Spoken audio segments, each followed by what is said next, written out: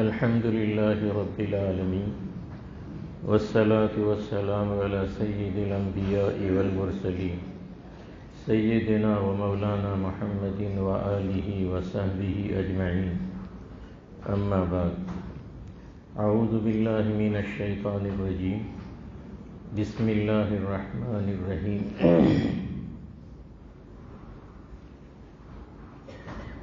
إن الله لا يستحيي أن يضرب مثلا ما بعودة فما فوقها۔ اللہ تبارک تعالیٰ اپنے کلام میں چھوٹے مچھر یا اس سے بھی زیادہ چھوٹی چیز کی مثال دینا چھوڑتا نہیں۔ فَأَمَّا الَّذِينَ آمَنُوا فَيَعْلَمُونَ أَنَّهُ الْحَقُّ مِن رَّبِّهِمْ، ایمان والے تو یقین کرتے ہیں کہ یہی ان کے پروردگار کی طرف سے برحق ہے۔ وَأَمَّا الَّذِينَ كَفَرُوا فَيَقُولُونَ مَاذَا أَرَادَ اللَّهُ بِهَذَا مَثَلًا، کافرین جو ہوتے ہیں وہ شبہ کرتے ہیں کہ اللہ کی اس مثال سے کیا مراد ہے۔ يُضِلُّ بِهِ كَثِيرًا وَيَهْدِي بِهِ كَثِيرًا، اللہ اس سے بہت ساروں کو گمراہ کرتا ہے اور بہت ساروں کو سیدھی راہ دکھاتے ہیں۔ وَمَا يُضِلُّ بِهِ إِلَّا الْفَاسِقِينَ، اور اس سے گمراہ فاسق لوگ ہی ہوتے ہیں۔ الَّذِينَ يَنقُضُونَ عَهْدَ اللَّهِ مِن بَعْدِ مِيثَاقِهِ، وہ فاسق جو اللہ سے کیے ہوئے وعدے کو مضبوط کرنے کے بعد توڑ دیتے ہیں۔ وَيَقْطَعُونَ مَا أَمَرَ اللَّهُ بِهِ أَن يُوصَلَ، اور اللہ نے جن کے ساتھ صلہ رحمی یا جوڑنے کا حکم دیا ہے اسے توڑتے ہیں۔ وَيُفْسِدُونَ فِي الْأَرْضِ، اور زمین میں فساد پھیلاتے ہیں۔ أُولَئِكَ هُمُ الْخَاسِرُونَ، یہی لوگ خسارے میں ہیں۔ كَيْفَ تَكْفُرُونَ بِاللَّهِ وَكُنْتُمْ أَمْوَاتًا فَأَحْيَاكُمْ ثُمَّ يُمِيتُكُمْ ثُمَّ يُحْيِيكُمْ ثُمَّ إِلَيْهِ تُرْجَعُونَ، تم اللہ کا کیسے انکار کر سکتے ہو حالانکہ تم پہلے اموات تھے، اللہ نے تمہیں زندہ کیا، پھر اللہ نے تمہیں موت دی، پھر اللہ نے تمہیں دوبارہ زندہ کیا، اس کے بعد تم اسی کی طرف لوٹائے جاؤ گے۔ هُوَ الَّذِي خَلَقَ لَكُم مَّا فِي الْأَرْضِ جَمِيعًا، اللہ ہی نے پیدا کیا تمہارے لیے وہ ساری چیزیں جو زمین میں پائی جاتی ہیں۔ ثُمَّ اسْتَوَىٰ إِلَى السَّمَاءِ فَسَوَّاهُنَّ سَبْعَ سَمَاوَاتٍ، پھر وہ متوجہ ہوا آسمانوں کی طرف اور اسے 7 آسمان بنائے۔ وَهُوَ بِكُلِّ شَيْءٍ عَلِيمٌ، اور اللہ تبارک تعالیٰ ہر چیز کو جانتے ہیں۔ صدق اللہ العظیم۔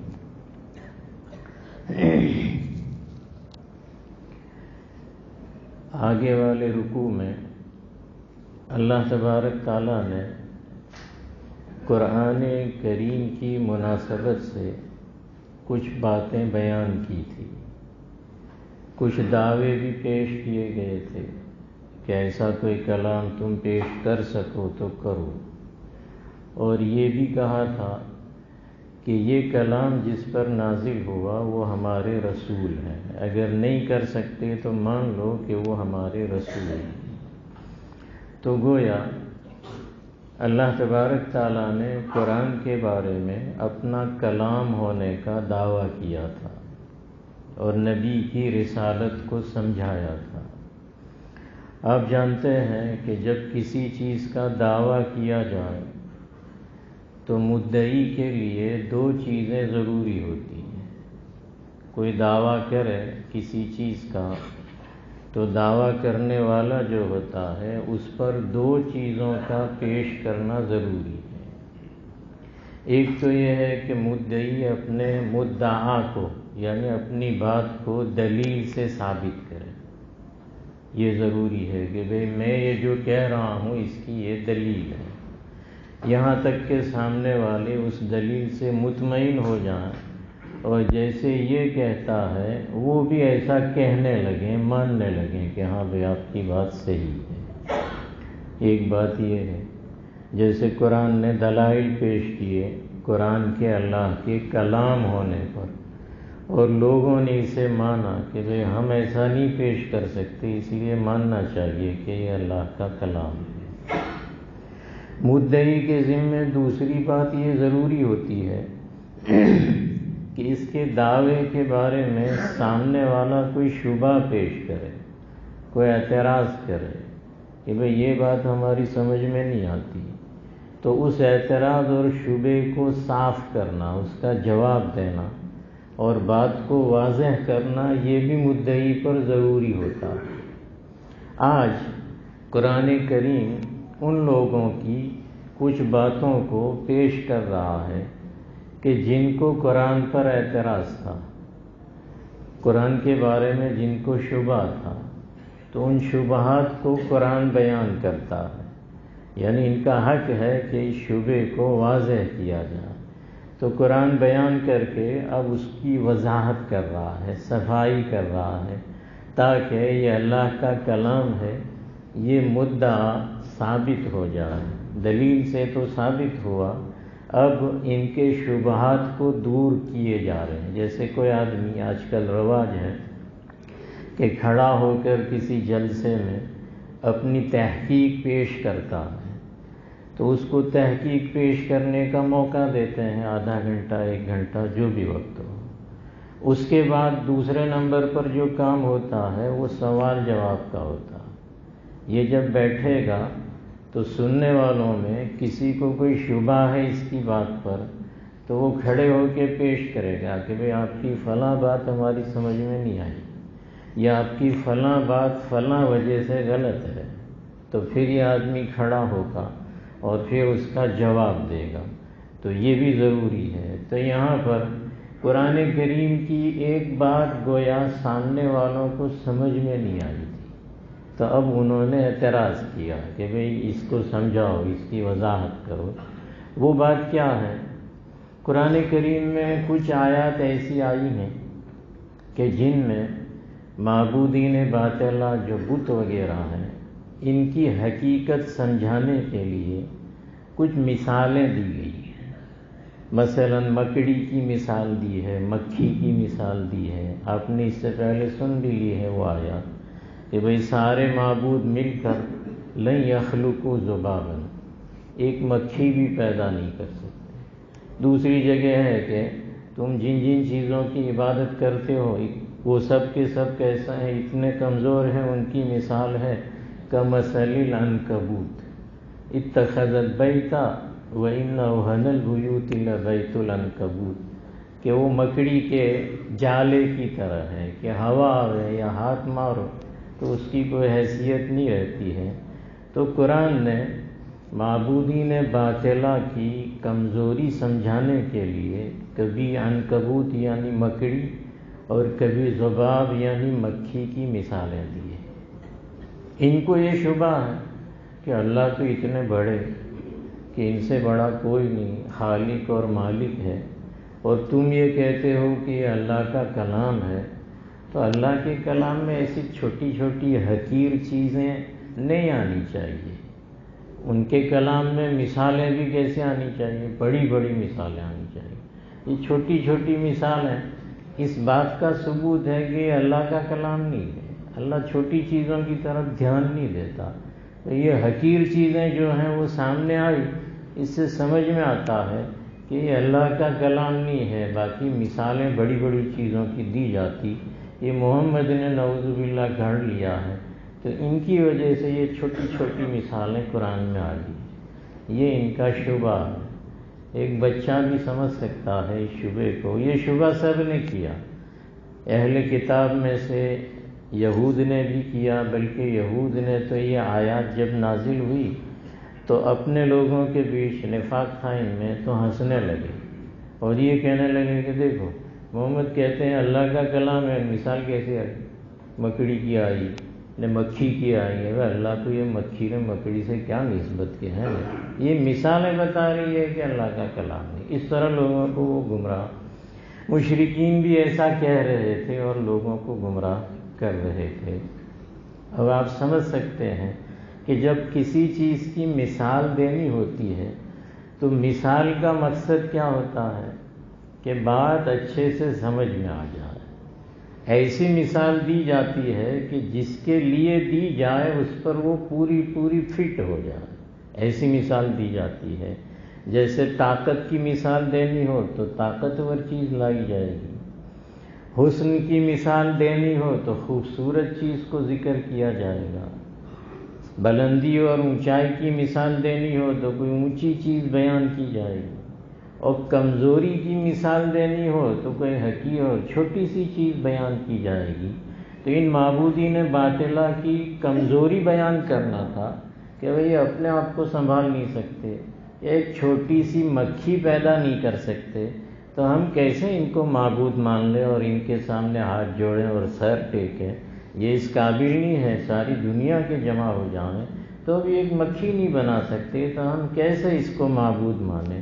تو ان کی کمزوری بتانی ہو تو ظاہر بات ہے کہ کوئی بڑی چیز بتاتے کہ بھئی ہاتھی کو ذکر کیا جاتا، لیکن یہ تو بڑی چیز ہے، تو مکھی جو ہے اس کے مقابلے میں چھوٹی ہے، اس لیے کمزوری چیز کو بیان کیا جائے گا۔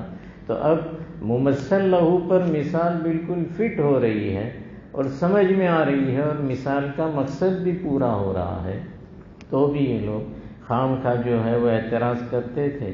اس لیے یہاں اللہ تبارک تعالیٰ نے کہا کہ بھئی اللہ تعالیٰ اپنے کلام میں اس سے بھی چھوٹی کوئی چیز ہو، مچھر، بعوضہ کہا جاتا ہے چھوٹے مچھر کو، کہ اس سے بھی چھوٹی اور اس چھوٹے مچھر سے بھی اگر کوئی چھوٹی چیز ہو اور سمجھانے کے لیے اسی کو لانا پڑے تو اللہ تبارک تعالیٰ اس کے لانے کو چھوڑ نہیں سکتا، اس لیے کہ کلام الہی کا تو مقصد کیا ہے کہ سامنے والے کو بات بہت اچھی طرح سمجھ میں آ جائے، اور بہت اچھی طرح جب سمجھ میں آئے گی جبکہ مثال ایسی دی جائے کہ جس سے ہر کوئی آدمی بات کو سمجھ لے۔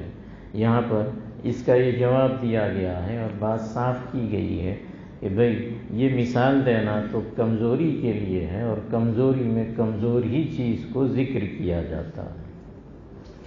پھر مفسرین نے یہ بھی لکھا ہے کہ چلو یہ لوگ جو کہتے ہیں کہ بھئی مچھر جو ہوتا ہے وہ بہت کمزور ہوتا ہے، مکھی یا مکڑی جو ہوتے ہیں وہ بہت کمزور ہوتے ہیں، کسی بھی چیز کو چھوٹا یا بڑا دنیا میں جو کہا جاتا کہ بھئی یہ تو چھوٹی اور حقیر چیز ہے، یہ بڑی چیز ہے، تو چھوٹا یا بڑا ہونے کا جو دنیا میں فیصلہ ہوتا ہے وہ انسانوں کی نسبت سے ہوتا، اللہ کی نسبت سے نہیں ہوتا۔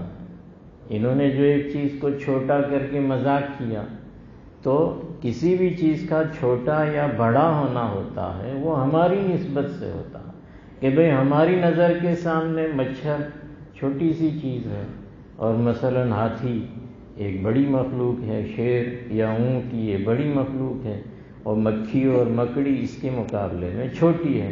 یہ ہماری نظر کے اعتبار سے ہم سے جو اونچا ہوگا ہم اسے اونچا سمجھیں گے، ہم سے نیچا ہوگا ہم اسے نیچا سمجھیں گے، ہم سے کمزور ہوگا اسے کمزور سمجھیں گے، ہم سے طاقتور ہوگا اسے طاقتور سمجھیں گے، ہم سے زیادہ خوبصورت ہوگا تو اسے خوبصورت کہیں گے ورنہ بدصورت کہیں گے۔ تو ہر چیز میں نسبت جو ہوتی ہے وہ انسان کی طرف ہوتی ہے، اللہ کی طرف نہیں ہوتی ہے۔ اور یہ لوگ جو بات کو الجھا رہے تھے وہ اللہ کی طرف نسبت کر کے الجھا رہے تھے، حالانکہ اللہ کے لیے تو مکھی ہو، مکڑی ہو، ہاتھی ہو، اونٹ ہو، پہاڑ ہو، دریا ہو، زمین ہو، آسمان ہو، یا عرش ہو کہ کرسی ہو، سب کا بنانا اللہ کے لیے تو ایک کن کا انتظار کرتا ہے کہ اللہ تعالیٰ چاہے کہ وہ ہو جائے تو وہ ہو جاتی ہے۔ اس کے لیے مکھی یا مکڑی کیا یا عرش اور کرسی کیا، سب اس کے لیے تو برابر ہے۔ جب وہ چاہے کہ یہ چیز ہو جائے، قرآن نے جگہ جگہ کہا کہ اللہ کہہ دے کن تو وہ ہو جاتی ہے، اور کن کہنے کی ضرورت نہیں ہے، وہ بھی ہمیں سمجھانے کے لیے کہا ہے، اس کے لیے تو مشیت کافی ہے، اس کا ارادہ کافی ہے۔ تو جو چیزیں اللہ کی طرف ہیں اس کی رعایت نہیں کی جائے گی، جو چیزیں ہماری نسبت سے ہیں اس کی رعایت کر کے چھوٹی اور بڑی کہی جاتی ہے۔ ایک بات مفسرین نے یہاں یہ بھی سمجھائی ہے کہ انہوں نے جن چیزوں کو حقیر سمجھا، چھوٹا سا سمجھا، معمولی سمجھا، اور یہ کہا کہ اب ایسی مثال اللہ کے کلام میں نہیں آنی چاہیے تھی۔ اگر ان کو دیکھا جائے تو خلقت کے اعتبار سے یہ چیزیں بھی معمولی اور چھوٹی نہیں ہیں، اس لیے تو سارے معبود مل کر بھی تو مکھی بنا نہیں پائے۔ تو خلقت کے اعتبار سے یہ چیزیں ویسے چھوٹی اور معمولی نہیں ہے، یہ بھی بہت بڑی ہے پیدائش کے اعتبار سے۔ اس لیے کہ آپ جانتے ہیں کہ کوئی بڑی چیز ہو اس کو بنانا نسبتاً آسان ہوتا ہے اس کے مقابلے میں کوئی چھوٹی چیز بنانا۔ چھوٹی چیز کا بنانا نسبتاً آسان ہے۔ آپ 1 گھنٹے کی تقریر کریں اور جیسے پھاوے ویسے بول دیں تو گھنٹہ پورا ہو جائے گا، لیکن آپ کو کہا جائے کہ وہ یہی چیز 10 منٹ میں بتا دو تو اچھے نہیں بتا پائیں گے کہ نہیں یار یہ تو سیکھنا پڑے، اس کی پریکٹس کرنی پڑے، باقی نہیں بول سکتے۔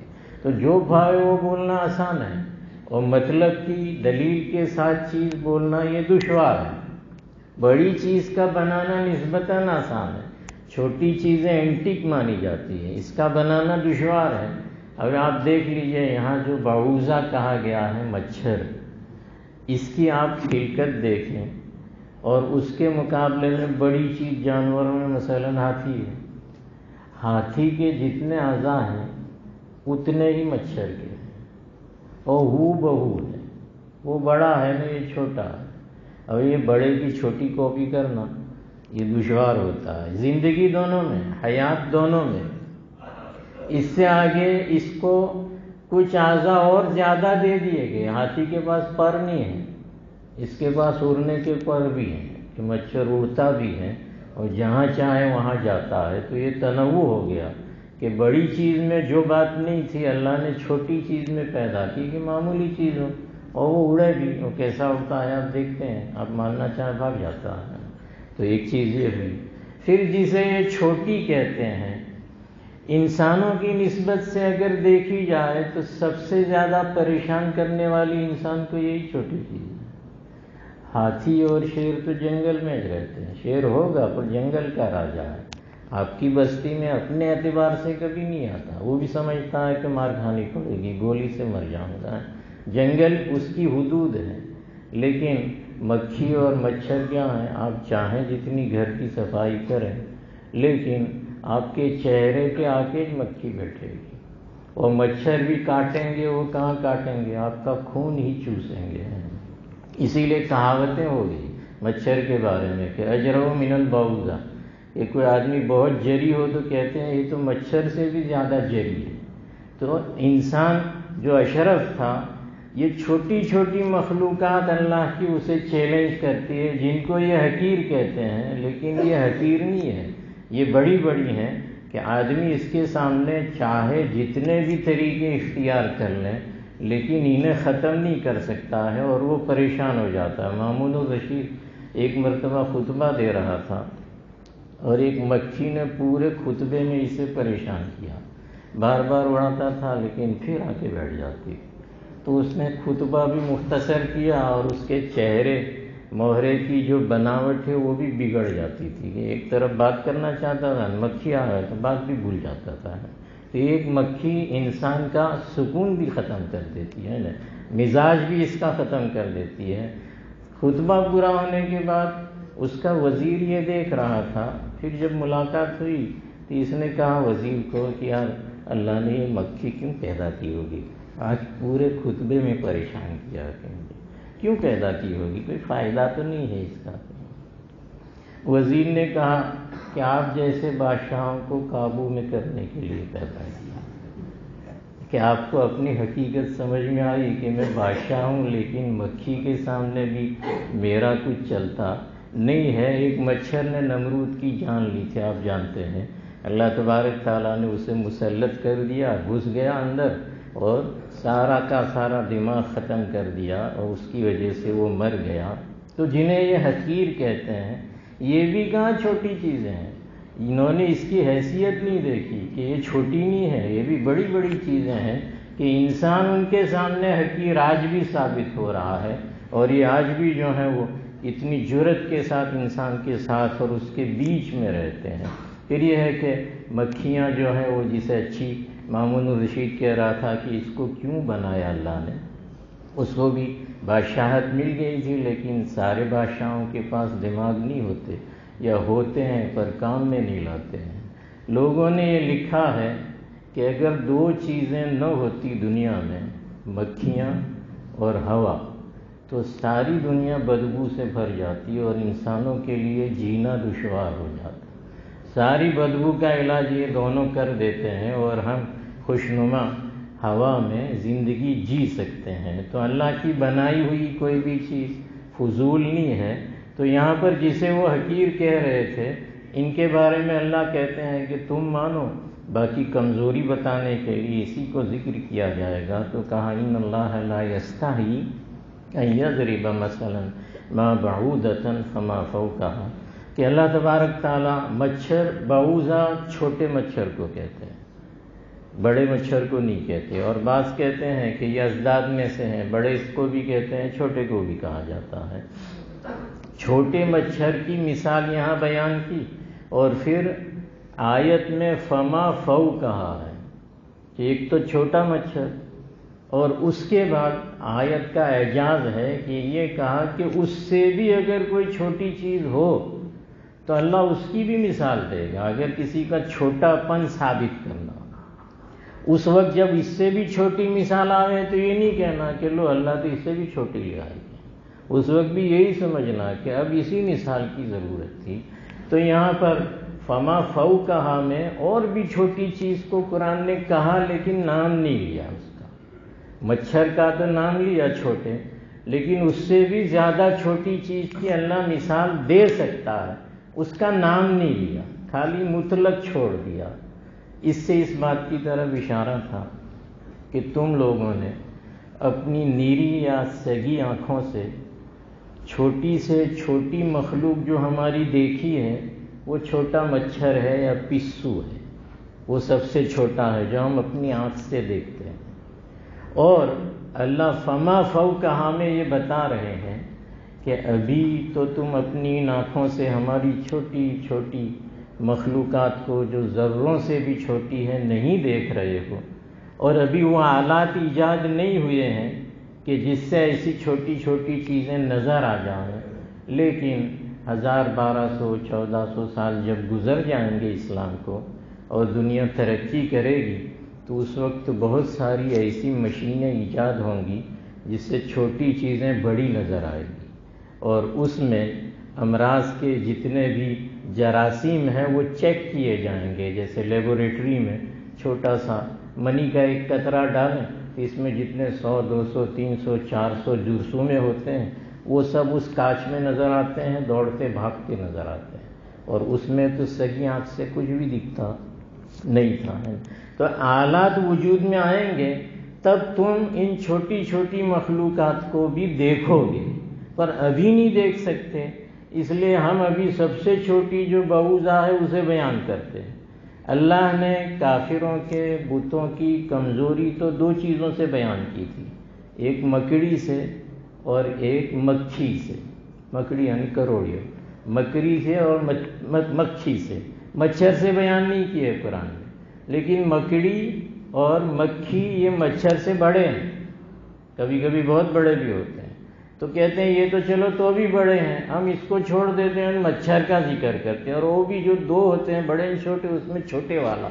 لیکن اس چھوٹے سے بھی چھوٹی مخلوقات اگر ہوں تو اللہ ضرور بیان کریں گے، ابھی تو ہم نہیں کرتے ہیں، لیکن 1400 سال کے بعد جب تمہیں نظر آ جائے خوردبین سے، تو اس وقت یہ فما فو کہا سمجھ لینا کہ اگر اس زمانے میں یہ ایجاد ہوئی ہوتی تو اس کا بھی نام لے لیا جاتا کہ بھئی کورونا کے جراثیم، وہ کتنے چھوٹے کہ لوگوں کو نظر ہی نہیں آتے ہیں، اور چھوٹے چھوٹے ایسے جراثیم ہیں کہ گیہوں کا ایک دانہ جتنا ہوتا ہے، اگر وہ جراثیم اتنے جمع ہوں کہ گیہوں کے دانے جتنے نظر آئیں تو وہ گنتی میں کئی لاکھ ہوتے ہیں۔ گیہوں کے دانے جتنے میں کتنے ہوتے ہیں؟ کئی لاکھ ہوتے ہیں۔ اب وہ کئی لاکھ تو ہم دیکھ نہیں سکتے تو گن کیسے سکتے ہیں، لیکن حقیقت ہے کورونا نے بتا دیا کہ جو نظر نہیں آتے ہیں وہ بھی جان لیتے ہیں۔ ایسے جراثیم جو نظر تم کو نہیں آتے ہیں، آج تک کہتے ہیں کیا معلوم ہے کہ نہیں سردی ہے، جراثیم نہیں ہے۔ سردی تو پہلے جو ہوتی تھی لاکھوں مر تھوڑی جاتے تھے، اس کا مطلب جراثیم ہیں، اور وہ چھوٹے ہیں مگر اتنے طاقتور ہیں کہ وہ بھی تمہاری جان لے سکتے ہیں، اس لیے کہا فما فوقہا کہ اس سے چھوٹے بھی اگر ہوں تو اللہ اس کی بھی مثال دیں گے، پر تم اسے چھوٹا سمجھنے کی غلطی نہیں کرنا، اس لیے کہ وہ ہماری اتنی طاقتور مخلوق ہے کہ اگر اس سے ہم انسانوں کو کم کرنا چاہیں، جانے لینا چاہیں تو اس سے بھی ہم کام لے سکتے ہیں، اس لیے کہا فما فوقہا فَأَمَّا الَّذِينَ آمَنُوا فَيَعْلَمُونَ أَنَّهُ الْحَقُّ مِنْ رَبِّهِمْ، جو ایمان والے ہیں، ایسی مثالیں جب دی جاتی ہیں تو ان کے ایمان میں اضافہ ہوتا ہے، جیسے ہم نے ابھی سنا تو ہمیں یقین ہوا کہ ہاں یہ سب اللہ کی مخلوقات ہیں، فضول نہیں ہے اور اللہ نے انہیں حقیر نہیں بنایا ہے، بلکہ یہ بھی اپنی اپنی جگہ طاقتور ہیں۔ تو اما الذین آمنوا فیعلمون انہ الحق من ربہم، ان کے حق میں اضافہ ہوتا ہے، ہدایت میں اضافہ ہوتا ہے۔ واما الذین کفروا، جو لوگ اسے مانتے نہیں وہ کیا کہتے ہیں، فیقولون ماذا اراد اللہ بہذا مثلا، کہ بھئی اللہ نے یہ مثال کیوں دی، ہماری تو سمجھ میں نہیں آتی، اللہ کی شان کے مناسب نہیں ہے، اللہ تیری شان کے مناسب ہے اس لیے دی، تو اپنے اوپر قیاس کر کے سمجھ لیں، ادھر جانے کی ضرورت نہیں ہے۔ تو انہوں نے معقول بات کو نامعقول سمجھا، اس لیے گمراہ ہو گئے۔ آگے کہا یضل بہ کثیرا ویہدی بہ کثیرا، یہ جو آپ نے سمجھا وہ مثال کیسی ہے، معقول ہے، سمجھ میں چھوٹا بچہ بھی سمجھ رہا، لیکن انہوں نے کہا کہ ہماری سمجھ میں نہیں آیا، تو اب کیا کہا جائے گا کہ بھئی تمہیں گمراہ کرنے کے لیے یہ مثال دی گئی ہے، اس لیے کہ معقول بات کا بھی جو انکار کرے تو وہ گمراہ ہوگا، اور معقول بات کو جو مان لے تو وہ ہدایت پر آ جائے گا۔ تو اسی ایک آیت سے بہت سارے ہدایت پا گئے اور بہت سارے کیا ہو گئے، گمراہ ہو گئے، اس کو یہاں پر ذکر کیا ہے۔ یہاں مفسرین نے یہ کہا کہ اللہ نے یہ کہا کچھ لوگوں کو گمراہ کرنے کے لیے یہ مثال دی اور کچھ لوگوں کو ہدایت دینے کے لیے۔ یہاں ہدایت اور گمراہی دونوں کی نسبت اللہ کی طرف کی گئی ہے۔ اللہ کے اسماء حسنی جو ہم پڑھتے ہیں اس میں دونوں نام شامل ہیں، اللہ ہدایت دینے والا بھی ہے اور اللہ گمراہ کرنے والا بھی ہے، اللہ نافع بھی ہے، اللہ ضار بھی ہے، اللہ زندگی دینے والے بھی ہیں، موت بھی دینے، اللہ عزت بھی دیتے ہیں، ذلیل بھی کرتے، تو مطلب خیر اور شر دونوں صفات اللہ کی طرف اللہ کے اسماء حسنی میں منسوب ہوئے ہیں۔ ادب یہ ہے کہ ہم شر کی نسبت اللہ کی طرف نہیں کریں گے، کیوں؟ وہ یہاں سمجھنا ہے۔ بات یہ ہے کہ اللہ نے یہاں دلالت اور ہدایت دونوں کی نسبت اپنی طرف کی قرآن میں، اور جہاں جہاں بھی قرآن میں ہے یہی کہا ہے وَتُعِزُّ مَن تَشَاءُ وَتُذِلُّ مَن تَشَاءُ، عزت اور ذلت دونوں کی نسبت اللہ نے اپنی طرف کی۔ یہ اصل دین ہے، اصل شریعت ہے، اصل عقیدہ ہے۔ کچھ لوگوں نے اس معاملے میں بھی گمراہی اختیار کر لی، مثلا انہوں نے یہ کہا کہ یار اللہ کی طرف ہم شر کی نسبت نہیں کر سکتے، اللہ کی طرف تو خیر ہی کی نسبت کرنے کی، اس لیے انہوں نے بجائے ایک اللہ کے دو خدا مان لی، ایک خالق شر اور ایک خالق خیر۔ خیر پیدا کرنے والا اللہ الگ، شر پیدا کرنے والا اللہ الگ۔ اللہ ایک تھا، ان کی اس ذہنی تنگی کی وجہ سے انہوں نے دو مان لیے کہ شر کا الگ نے خیر کا الگ۔ یہی حال دو سے پھر اور بڑھتے گئے یہاں تک کہ انگنت ہو گئے، اس کے بھی اسباب یہی ہیں۔ تو اس کی بنیاد پر یہاں اللہ نے کیا کہا کہ نہیں، دلالت اور ہدایت دونوں ہی اللہ کے پاس سے ملتے ہیں، آدمی کے اپنے اعمال کے اعتبار سے، اس میں اللہ کی طرف نسبت نہیں ہے۔ دراصل غلطی کہاں ہوتی ہے؟ غلطی اس بنیاد پر ہوتی ہے کہ جس طریقے سے خیر کو ہم مستقل ایک وجود مانتے ہیں کہ وہ ایک چیز ہے، ایسا ہی ہم شر کا بھی وجود مانتے ہیں، اس لیے خیر پیدا کرنے والا الگ نے، شر پیدا کرنے والا الگ، ہدایت والا الگ، گمراہی والا الگ، ایسا ہم مانتے ہیں۔ ایسا دراصل ہے نہیں، اصل تو خیر ہی ہے، اللہ تبارک تعالیٰ نے وَتُعِزُّ مَن تَشَاءُ وَتُذِلُّ مَن تَشَاءُ، آگے جو کہا بِیَدِکَ الْخَیْرُ، وہ شر نہیں کہا۔ اگر دونوں آگے عزت اور ذلت کو بیان کیا ہے تو یہاں پر بھی خیر اور شر دونوں کو بیان کرنا تھا، لیکن اللہ نے کیا کہا بِیَدِکَ الْخَیْرُ، بس شر کا ذکر۔ اس کا مطلب یہ ہوا کہ اصل جتنے بھی اسباب ہیں دنیا میں کسی چیز کو حاصل کرنے کے، وہ سارے کے سارے اسباب اللہ نے خیر ہی کے لیے پیدا کیے۔ اس میں شر کا پہلو ہم پیدا کر لیتے ہیں، اللہ کی طرف سے نہیں ہوتا۔ ہم پیدا، کھانے کی ساری چیزیں اللہ نے دی۔ اگر وہ چیزیں جو جسم کے لیے مفید ہو وہ ہم کھائیں اور اتنی مقدار میں کھائیں جتنی ہضم ہو سکیں تو وہ آدمی کو صحت دیتی ہے اور کوئی بیماری آتی۔ اب اگر مان لو ہم وہ چیزیں کھائیں کہ جو نقصان دہ ہیں، بہت سارے تمباکو کھاتے ہیں اور بہت سارے تمباکو پیتے ہیں اور وہی کینسر کے شکار بھی ہوتے ہیں، تو اس کا مطلب یہ کھانا اس کے لیے کیا ہوا؟ شر ہوا۔ اللہ نے آزادی دی تھی کہ بھئی اچھی چیزیں کھاؤ، نے بری چیزیں مت کھاؤ، تو تم نے اپنی آزادی کا غلط استعمال کیا۔ جانور جو چیز نہیں کھاتے وہ تم کھاتے ہو۔ بکری کے سامنے تمباکو رکھو یا بیڑی کھول کے رکھو تو پیے گی، کھائے گی؟ نہیں کھائے گی۔ ہم اشرف المخلوقات ہیں، اس سے بھی گئے گزرے ہو گئے، تو اس کو جتنی سمجھ ہے اتنی بھی ہم میں نہیں ہے، اور وہی کھانا شروع کر دیا جو کینسر کے جراثیم پیدا کرتا ہے۔ چنانچہ آپ دیکھ رہے ہیں اس کا کیا نتیجہ ہوتا ہے۔ تو یہ شر تھوڑی تھا، ہم نے پیدا کر لے۔ بازار کی چیزیں کھاؤ بیمار ہو جائیں گے، گھر کی کھاؤ نہیں ہوں گے۔ تو یہ شر کا پہلو بازار کی گندی چیزیں لا کر کھانے سے ہم نے پیدا کیا۔ اللہ کے منادی نے اذان دی، جو لوگ نماز کے لیے چلے گئے اچھا ہدایت ہے، اور جو نہیں گیا تو یہی ہم کہیں گے کہ گمراہ ہو گیا، کہ نماز بھی نہیں پڑھتا، روزے بھی نہیں رکھتا، زکوٰۃ بھی نہیں دیتا، حج بھی نہیں کرتا، شراب پیتا ہے، جوا کھیلتا ہے۔ تو اس کا مطلب یہ سب کام تو ہم اپنی مرضی سے کرتے ہیں، اللہ نے تو یہ سب چیزیں۔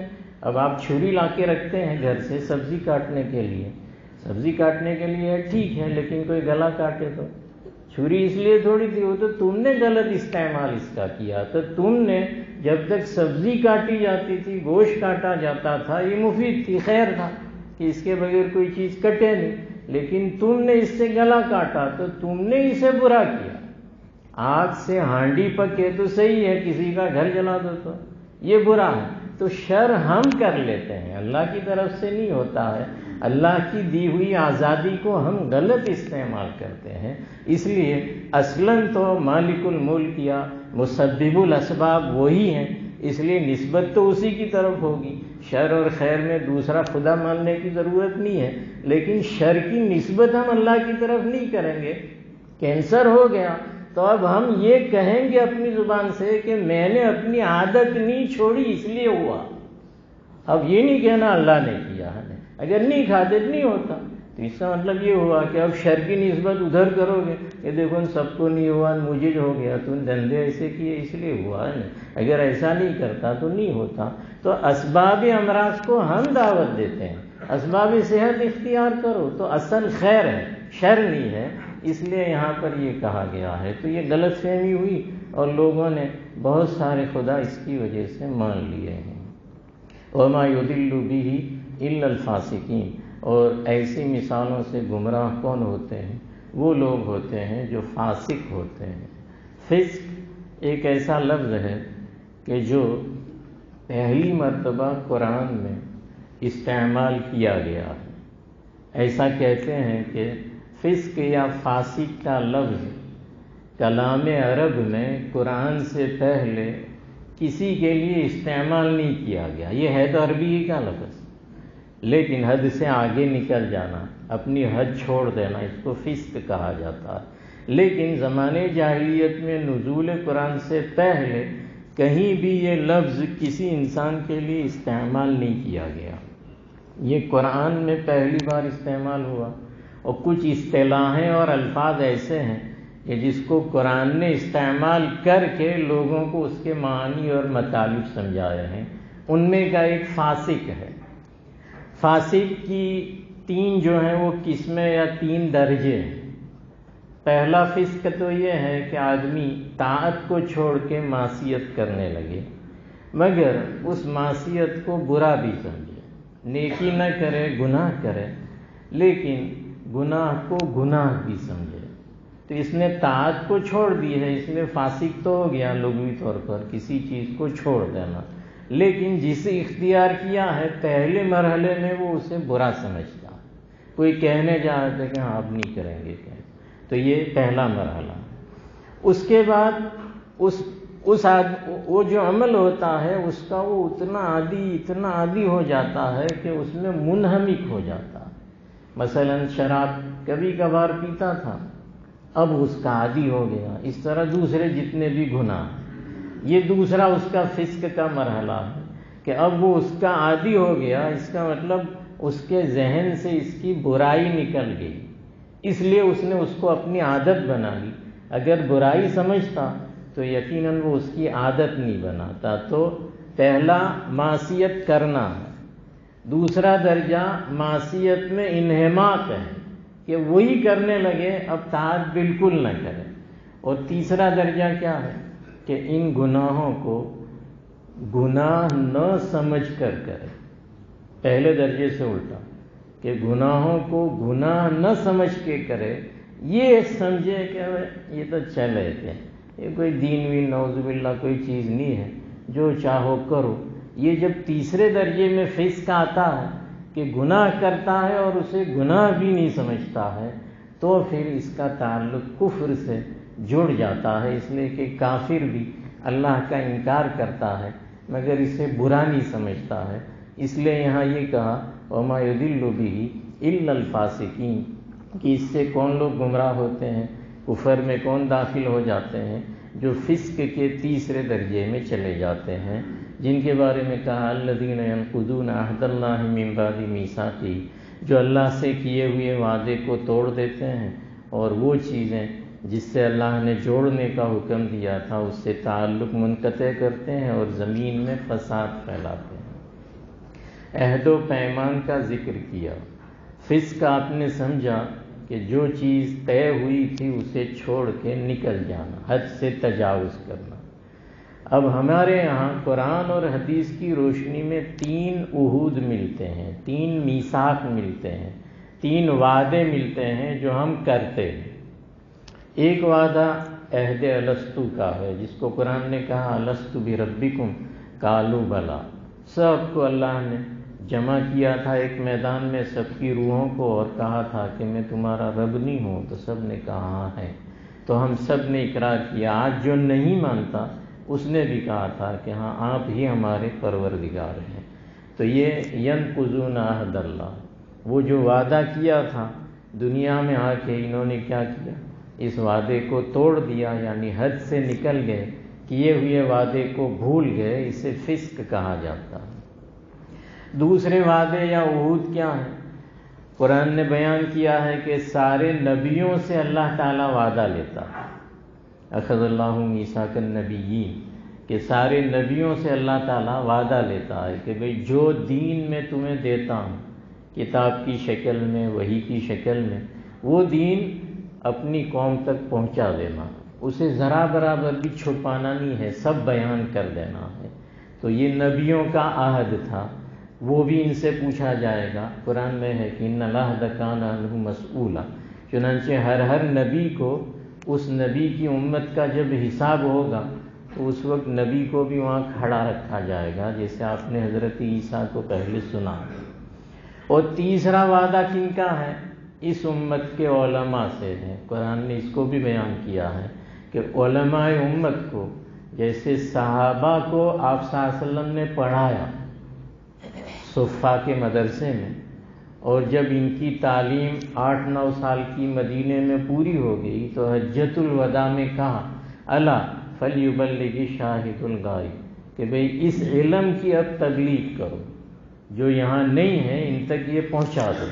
یہی حال سارے علماء کا ہے کہ ان سے یہی تقاضا ہے کہ بھئی تم نے جو پڑھا وہ لوگوں تک پہنچا دو۔ اگر پہنچاتے ہیں تو یقیناً انہوں نے اپنے عہد کو پورا کیا اور نہیں پہنچاتے ہیں تو ان سے بھی اللہ کے یہاں کل سوال کیا جائے گا۔ اس کو کہا الذین ینقضون عہد اللہ من بعد میثاقہ ویفسدون فی الارض کہا، اور زمین میں فساد پھیلا۔ فساد فی الارض کیسے ہوا؟ اللہ نے جو وعدہ کیا تھا وہ کیا تھا کہ بے اللہ کو رب ماننے کا اور اللہ کی شریعت پر عمل کرنے کا۔ قرآن کا جو دستور ہے وہ پوری زندگی کا دستور العمل ہے۔ آدمی پیدا ہو وہاں سے موت تک ساری باتیں قرآن سکھاتا ہے۔ اسی کو ہمارا پرسنل لا بھی کہا جاتا ہے۔ اب اگر کوئی دوسرا قانون آئے تو ہم سکھائیں گے کہ یار تمہیں سیکھنے کی ضرورت ہے، تم ہمیں مجبور نہیں کرو کہ تمہارے جیسے ہم ہو جانا ہے۔ آؤ بیٹھو بات کرتے ہیں کہ ہمارا قانون جو ہے وہ تمہیں بھی اختیار کرنے جیسا ہے، اور تمہارا تو ہم مان ہی نہیں سکتے۔ اکبر نے دین الہی قائم کیا تھا اور اس نے اپنا کلمہ لا الہ الا اللہ اکبر خلیفۃ اللہ قائم کیا تھا اور چاروں مذاہب کو جمع کر دیا تھا۔ جہاں بیٹھتا تھا وہاں آج بھی چاروں مذہب کی علامتیں اور نشانیاں ہیں، یہ بتانے کے لیے کہ میں سارے مذاہب کو مانتا ہوں۔ اس کا نام دین الہی تھا۔ یہ تو ہمارے بڑے نے کیا تھا، یعنی وہ مسلمان تھا اور پورے ہندوستان کا مالک تھا، مگر آپ جانتے ہیں اور تاریخ بھی کہتی ہے کہ اس کا بھی کسی نے مانا نہیں ہے، اور اسے بھی مرنے سے پہلے توبہ کرنی پڑی اور اپنی یہ بات واپس لینی پڑی۔ تو جب وہ اتنا طاقتور تھا وہ یہ نہیں کروا سکا ہے تو نہ جانے اب کسی کو کیا نشہ ہے کہ وہ سمجھتے ہیں کہ آپ کا دین بھی اور آپ کا پرسنل لا بھی اور آپ کے الہی قوانین بھی آپ سے چھین لیں گے اور اپنے جیسے بنا دیں گے۔ ان خیالست و محالست و جنوں، یہ پاگلوں کی دنیا میں بسنا ہے، عقل مندوں کے یہاں ایسا نہیں ہوا کرتا ہے۔ تو بہرحال یہاں یہ کہا کہ یہ لوگ کیا ہیں، مکمل ضابطۂ حیات اسلام تھا، اس کو انہوں نے چھوڑ دیا اور اپنے بنائے ہوئے ضابطوں پر عمل کیا۔ ظاہر بات ہے کہ وہ ناقص تھے، وہ ادھورے تھے، تو وہ ناقص اور ادھورے تھے، اس کی وجہ سے ان کا ساتھ نہیں دے سکے اور اس کی وجہ سے فساد ہوا، جس کو یہاں کہا یفسدون فی الارض۔ جو ضابطۂ حیات مکمل ہوتا ہے اس میں ٹکراؤ نہیں ہوتا، اور ضابطۂ حیات ناقص ہوتا ہے تو اس میں ٹکراؤ ہوتا ہے۔ تو ظاہر بات ہے انہوں نے قرآن کریم کو کہا ہماری سمجھ میں نہیں آتا اور اپنے طریقوں کو اختیار کیا۔ تو جتنے بھی اسلام کے علاوہ طریقے ہیں ان تمام کی تاریخ یہ بتا رہی ہے کہ اس میں کمی زیادتیاں ہوتی رہی ہیں۔ جیسے پارلیمنٹ میں قانون کبھی کم ہوتا ہے کبھی بڑھا دیا جاتا ہے، اس میں ایک نقطے کے بڑھانے یا گھٹانے کی گنجائش نہیں، یہ فطری اور الہی قانون ہے۔ ہم اور آپ تو کیا خود محمد عربی ہوتے، وہ بھی اس میں ایک نقطے کا اضافہ نہیں کر سکتے تھے، اس لیے کہ یہ اللہ کا قانون ہے اور اللہ ہی اس کی حفاظت کرنے والے ہیں۔ تو اس کی مخالفت والے کو کہا کہ یفسدون فی الارض، یہ زمین میں فساد پھیلانا چاہتے ہیں، اور فساد کا انجام کیا ہوتا ہے، برا ہوتا ہے، اور اس میں فتح کس کی ہوتی ہے، حق کی ہوتی ہے، باطل مغلوب ہوتا ہے۔ کیف تکفرون باللہ وکنتم امواتا فاحیاکم، اس آیت میں وہ ساری باتیں بیان کی ہیں جو کل ہم نے باس بعد الموت میں سمجھا تھا۔ ربنا امتنا اثنتین واحییتنا، وہی 4 درجے یہاں بیان کیے کہ تم اللہ کا انکار کر ہی نہیں سکتے۔ کیوں؟ اس لیے کہ اللہ نے تمہیں وجود دیا، تم اس سے پہلے نہیں تھے، کنتم امواتا، یا تو باپ کی پشت میں تھے یا منی کے قطرے میں تھے یا زمین میں تھے، کہیں پر بھی تمہاری حیات نہیں تھی۔ پھر اللہ نے کیا کیا، احیاکم، اللہ نے تمہیں زندگی دی، پھر زندگی پوری ہو گئی تو ثم یمیتکم، اللہ نے موت دی، ثم الیہ ترجعون، تو تم کو پیدا بھی کس نے کیا، اللہ نے۔ دنیا کے کسی بھی آدمی کو کھڑا کر کے پوچھ لو وہ یہی کہے گا کہ اللہ نے۔ ملحد کہے گا آٹومیٹک پیدا ہو گیا تھا کہ ایک آدھ اور پیدا کر کے دکھا دیں، تو کوئی بھی کہہ نہیں سکتا، یہی کہیں گے کہ بے اللہ نے۔ پھر اگر ان سے آپ پوچھو کہ مارتا کون ہے، ایک جواب ہے کہ اللہ مارتا ہے، یمیتکم۔ بچنے کی کوئی تدبیر اگر ہوتی تو دنیا میں بہت سارے بڑے بڑے گزرے ہیں جو دنیا کے مالک تھے، وہ آج زندہ ہوتے، لیکن جو جیسا تھا ویسا ہی چلا گیا۔ بہت بڑا ڈاکٹر تھا تو بہت بڑا مرض لاحق ہوا، نے اسی بیماری میں چلا گیا، اپنی بیماری کا علاج نہیں کر سکا۔ یہ چیلنج تھا اللہ کا کہ میں مارتا ہوں، تم اپنی حفاظت نہیں کر سکتے ہو، تو ثم یمیتکم، اس کا یہی ایک جواب ہے۔ تو پہلے 3 جواب اللہ کے آ گئے، ثم الیہ ترجعون، یہ جواب بھی مان لو کہ پھر اللہ کے پاس حساب کے لیے جانا ہے، اور ابھی سے سمجھ جاؤ کہ بے موت کی اور اس کے بعد کی زندگی کی تیاری کرو۔ هو الذی خلق لکم ما فی الارض جمیعا، اللہ نے تمہارے لیے زمین کی ساری چیزیں پیدا کی۔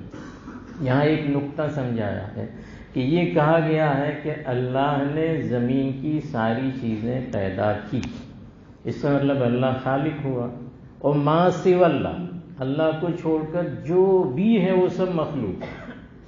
اللہ خالق مالک، اور اس کے علاوہ جو بھی ہے زمین آسمان جو بھی، وہ سب کیا ہے؟ مخلوق ہے۔ اب خالق بتا رہا ہے کہ میرے علاوہ جتنی چیزیں ہیں وہ سب مخلوق ہیں، اور ان تمام کو میں نے تمہارے لیے پیدا کیا۔ تو ایک بات تو یہ سمجھ میں آئی کہ اللہ کو چھوڑ کر اس میں کائنات میں جتنی چیزیں پائی جاتی ہیں وہ سب مخلوق ہیں، خالق نہیں۔ اب اگر کوئی غلطی کرے کہ ان کو بھی وہ معبود مان لے تو غلط ہے۔ اللہ نے تو یہاں سمجھایا کہ خالق تو میں اکیلا ہی ہوں، باقی ساری کی ساری ندیاں لیکن میں نے بہائی، ان کو ماتائیں نہیں ماننا۔ سارے کے سارے پہاڑ لیکن میں نے پیدا کیے، ان کو الگ الگ نام نہیں دینا۔ سارے کے سارے جانور لیکن میں نے پیدا کیے۔ اب کوئی بندر کو نہ جان کیا کیا مان لیتے ہیں، کوئی شیر کو، کوئی ہاتھی کو، اور کوئی سانپ کو، یہ سب چیزیں لیکن نہ، اس کے لیے نہیں ہے، الگ کام کے لیے ہے، ان کو معبود نہیں مان لینا۔ اسی طرح سارے کے سارے درخت میں نے تو آسمان، زمین، چاند، سورج، ستارے، ان تمام کو میں نے بنائے ہیں، یہ خالق نہیں ہے، مخلوق ہیں۔ اسی لیے 10-12 گھنٹے کے بعد چھپا دیتا ہوں، نکال دیتا ہوں۔ اللہ کا فنا کا قانون ہر جگہ چلتا ہے۔ ابھی دن چل رہا ہے، ابھی 10-15 منٹ یا آدھے گھنٹے کے بعد کیا ہو جائے گا؟ دن فنا ہو جائے گا، رات آ جائے گی، پھر رات چلی جائے گی، دن آ جائے گا، سورج چلا جائے گا، پھر سورج نکل آئے گا۔ اس کا مطلب خلق لکم، تو خالق ایک کو مانو، باقی چیزوں کی عبادت نہیں کرو۔ ایک دوسری چیز کہا خلق لکم ما فی الارض جمیعا، اس سے فقہا نے یہ لکھا ہے کہ دنیا میں جتنی بھی چیزیں پائی جاتی ہے اس میں اصلاً اباحت ہے کہ وہ سب تمہارے لیے جائز ہے، اس سے تم فائدہ اٹھا سکتے ہو، ہاں مگر شریعت جہاں نہ کہہ دے تو پھر وہ حرام ہو جائے گی، باقی سب حلال ہے۔ یہی حال معاملات میں بھی ہے کہ معاملات جتنے ہیں جیسے دنیا میں ہو رہے تھے شریعت نے بھی ویسے ہی اسے باقی رکھے۔ ہاں اگر خلاف شریعت کوئی چیز تھی تو اس کی 1 قید 2 قیدیں بڑھا کر اصلاح کر دی۔ ہاں عبادات ایسی چیزیں ہیں کہ اس میں کل آپ نے سمجھا تھا کہ اللہ تبارک تعالیٰ نے اللہ اور رسول کے منشے کے مطابق کرنے کو کہا ہے تو وہ عبادت اور عمل صالح ہوگی، باقی وہ ہوگی نہیں۔ جیسے کل مثال سمجھی، یا مثلا کوئی انفرادی عمل ہو اسے آپ اجتماعی عمل کر دیں تو یہ منشا نہیں تھا شریعت کا۔ کوئی چیز سرن کرنی تھی، کوئی ذکر یا دعا، اور آپ نے جہرن کرنا شروع کر دیا تو یہ منشا نہیں ہے، اسے عبادت نہیں کہی جائے گی۔ اسی طریقے سے کسی وقت میں کوئی خاص مشروع کام تھا، وہ کام آپ نے نہیں کیا اور دوسرے کام میں لگ گئے۔ نماز سے پہلے آئے تھے، سنتیں پڑھنے کا وقت تھا، بجائے سنتیں پڑھنے کے قرآن لے کے بیٹھ گئے۔ بہت اچھا کام ہے قرآن پڑھنا، لیکن اس سے اچھا ابھی تیرے لیے نماز سے پہلے کی سنتیں تھیں۔ تو اس طریقے کی چیزیں جو ہیں وہ شریعت کی روشنی میں کی جائے گی۔ اگر کوئی مستحب عمل ہے، آپ صلی اللہ علیہ وسلم نے کسی حدیث میں بیان کر دیا ہے کہ یہ کرو تو اچھا ہے۔ کبھی کبھی مستحب عمل کو امت واجب سے بھی اوپر فرض کا درجہ دے دیتی ہے کہ نہ یہ تو چھوٹے تھے، یہ تو کرنا، پابندی کرو، اچھی چیز ہے، لیکن کبھی ضرورت ہو تو عمل تو مستحب ہی ہے، اسے چھوڑ سکتے ہیں، لیکن مستحب عمل نہیں چھوڑیں گے، اور کہیں نقصان ہو رہا ہوگا تو ہونے دیں گے، لیکن اس کو نہیں چھوڑیں گے۔ شاہ ولی اللہ نے حجت اللہ البالغہ میں لکھا ہے کہ شریعت نے جس کو جو درجہ دیا ہے اسی درجے پہ رکھو، ورنہ تم اپنی شریعت خود بناتے ہو، یہ بھی بدعت ہے۔ عمل اچھا ہے لیکن اس کا اتنا اہتمام، یہ بھی بدعت سمجھا جائے گا۔ تو یہ یہاں پر اس کو ذکر کیا گیا ہے کہ خلق لکم ما فی الارض جمیعا ثم استوى الی السماء فسواہن سبع سماوات، پھر اللہ نے 7 آسمان بنائے، وہو بکل شیء علیم، اللہ تبارک تعالیٰ ہر چیز کو جانتے ہیں۔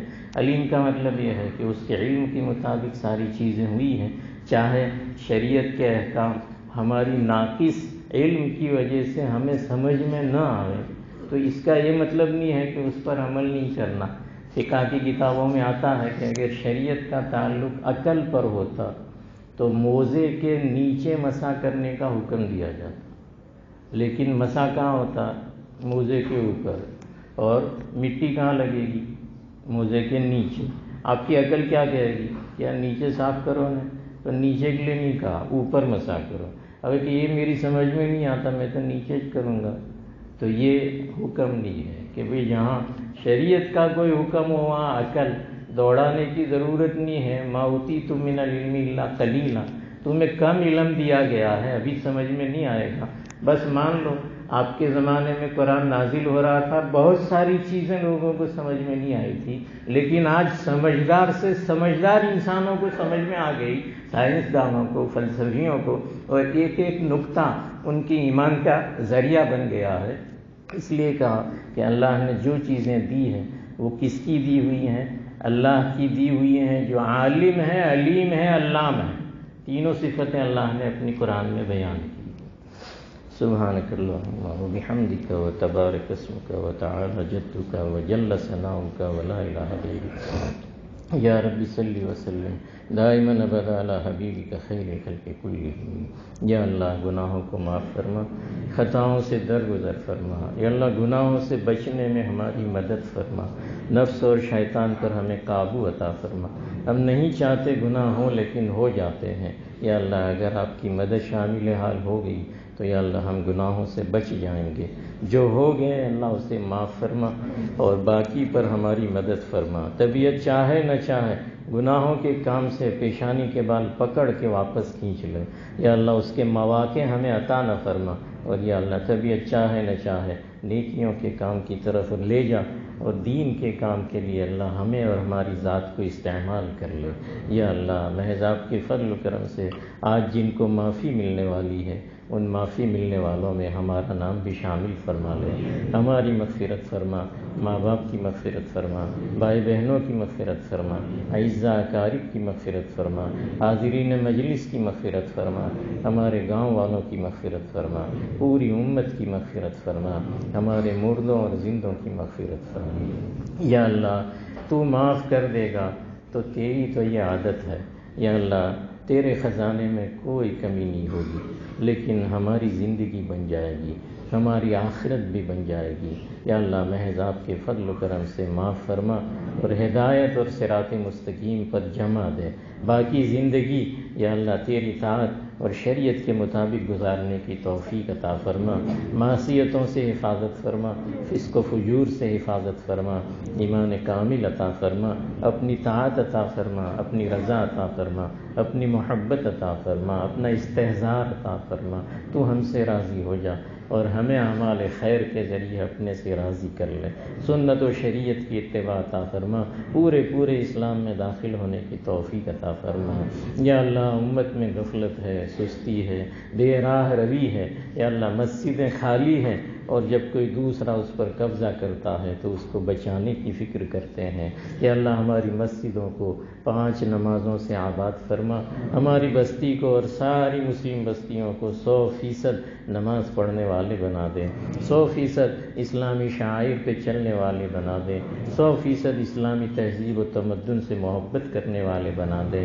یا اللہ توفیق آپ کی طرف سے ملتی ہے، یا اللہ امت کے حال پر رحم فرما، امت کی بگڑی بنا دے، امت کی دستگیری فرما لے۔ یا اللہ آپ کی شریعت میں دخل اندازی کی باتیں ہو رہی ہے، یا اللہ ہمیں یہ بالکل چیز روا نہیں ہے، یا اللہ آپ ہماری مدد فرما۔ یا اللہ آپ حکیم ہیں، علیم ہیں، خبیر ہیں، بصیر ہیں، سمیع ہیں، عالم ہے، علیم ہے، علام ہے، یا اللہ عزیز ہے، جبار ہے، منتقم ہے۔ یا اللہ تو محض آپ کے فضل و کرم سے ہمارے حال پر رحم فرما اور ہمارے حالات ٹھیک فرما۔ تیرا نام لینے والا جہاں کہیں اس کی جان، مال، عزت، آبرو کی حفاظت فرما۔ یا اللہ مساجد کی، مکاتب کی، خانقاہوں کی، مقابر کی، عیدگاہوں کی، اوقاف کی، مسجد اقصیٰ کی، حرمین شریفین کی حفاظت فرما۔ یا اللہ محض آپ کے فضل و کرم سے ایمان پر خاتمہ عطا فرما، اچھے اوقات کی، اچھے احوال کی، اچھے مقامات کی، قابل رشک موت عطا فرما، قبر کی، حشر کی، میزان کی، صراط کی منزلیں آسان فرما، حشر کی رسوائی سے حفاظت فرما، قبر کے بیچنے سے حفاظت فرما، پل صراط سے کٹ کے جہنم میں گرنے سے حفاظت فرما، جنت کا دخول اولین عطا فرما، حشر میں تیرے عرش کا سایہ عطا فرما، تیرا دیدار عطا فرما۔ یا اللہ نبی کا جوار عطا فرما۔ یا اللہ بیماروں کو شفائے کامل عاجلہ دائمہ مستمر عطا فرما، بے روزگاروں کو حلال اور وسیع روزی عطا فرما، بے جوڑوں کو صالح جوڑا عطا فرما، بے اولاد کو صالح اولاد عطا فرما۔ یا اللہ قید و بند میں ظلماً محبوسین کو یا اللہ عزت و عافیت کے ساتھ جلد از جلد رہائی عطا فرما۔ یا اللہ ظالموں کو ظلم سے روک دے، یا اللہ انہیں ہدایت عطا فرما، اور اگر ہدایت مقدر میں نہیں ہے تو یا اللہ پورے عالم کی تاریخ میں آپ موقع موقع سے پکڑتے رہے ہیں، یا اللہ آپ انہیں پکڑ لیں تاکہ یہ حد سے آگے نہ بڑھیں۔ یا اللہ آپ نے ظالم کا انجام لکھ دیا ہے کہ آپ اسے ہلاک کرتے ہیں۔ یا اللہ اس سے کم اور کیا ظلم ہوگا کہ آپ کی شریعت میں مداخلت کی باتیں ہو رہی ہیں۔ یا اللہ ہمیں تقویت عطا فرما، دینی حمیت عطا فرما، دینی غیرت عطا فرما، جذبہ عطا فرما، جوش عطا فرما، ایمانی قوت عطا فرما، اپنی نصرت اور مدد شامل حال فرما، جمنے کی توفیق عطا فرما، ڈٹ کر یا اللہ اعمال خیر کرنے اور مقابلے کی توفیق عطا فرما۔ یا اللہ حالات کو استوار فرما۔ یا اللہ محض آپ کے فضل و کرم سے امت کے حال پر رحم فرما۔ یا اللہ ہمارے جوانوں کی رہبری فرما۔ یا اللہ نمازوں کا خشوع خضوع اور پابندی عطا فرما، ہماری عورتوں میں حجاب اور شرم و حیا کو عام فرما، آنے والی مصیبتوں سے، حوادثات سے ہماری حفاظت فرما، آنے والے ایام میں برے حالات سے ہماری حفاظت فرما، ہماری اور ہمارے نسلوں کی ایمان کی حفاظت فرما، بالخصوص ہندوستانی مسلمان پر اپنا خصوصی فضل شامل فرما۔ یا اللہ یہاں جس طریقے سے یا اللہ خیر کے سرچشمے جاری رہے ہیں، یا اللہ اسی طرح اسی سرزمین پر قیامت تک کے لیے یا اللہ ہدایت کے چشمے جاری فرما، ہدایت کے لوگ پیدا فرما، یا اللہ جس سے ساری زمین میں ہدایت کے کام ہوتے رہیں۔ یا اللہ محض آپ کے فضل و کرم سے جنہوں نے دعاؤں کے لیے کہا ہے، لکھا ہے، متمنی ہے، جن کا ہم پر حق ہے، یا اللہ ان تمام کو یا اللہ دنیا تمام کی جائز مرادیں پوری فرما۔ یا اللہ ان میں جو زندہ ہیں انہیں دنیا آخرت کا حسنہ عطا فرما، جو آپ کے پاس جا چکے ہیں اپنی جوار رحمت میں جگہ عطا فرما۔ یا ربی صلی وسلم دائما ابدا علی حبیبک خیر الخلق کلہم، سبحان ربک رب العزت عما یصفون وسلام علی